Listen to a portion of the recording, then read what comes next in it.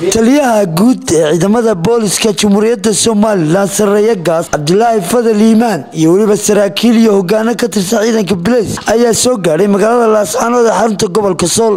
waxaana halkaas ku soo dhaweeyay gudoomiyaha gobolka Sool Mudane Cabdi Khayre Dirir taliyaha ujeedada socdaalkan uu yahay magaalada Laascaanood ayaa kiyaasi caadiga ah iyo waliba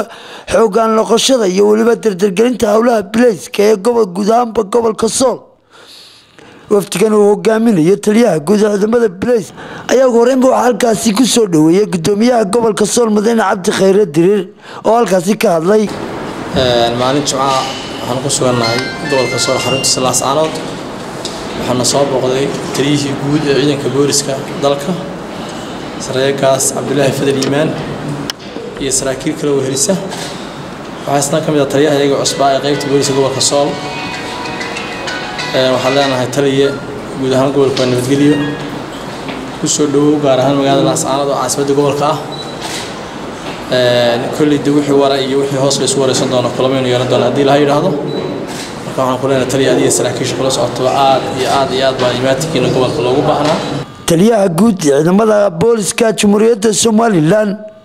Saraakiil Cabdullaahi Fadal Iimaan ayaa sheegay ujeedada uu magaalada Laascaanood inay tahay kormeer iyo waliba xoogan noqoshada xaaladda guud ee amniga ee magaalada Laascaanood si kor loogu qaadi lahayo dardargelinta ciidanka Police-ka wuxuuna u mahad celiyay guud ahaan bulshada Laascaanood sida ay ula shaqeeyaan ciidanka Police-ka Jamhuuriyadda Soomaaliland gudoomiyaha gobolka Sool saraakiisha ila socoto hogaaminaya hogaanka ciidanka taliyaha cusub qaybta saraakiisha kale baadas xaafadda ciidanka halkan jooga waxaan ku salaamay salaanta islaamka السلام عليكم ورحمة الله وبركاته. بعد السلام كل سنة الدولية وواجب من مرة غير كود وكمان خصوصية سيد عدد هاي إذا مضى بليس كجورات ذلك تجورات السوالات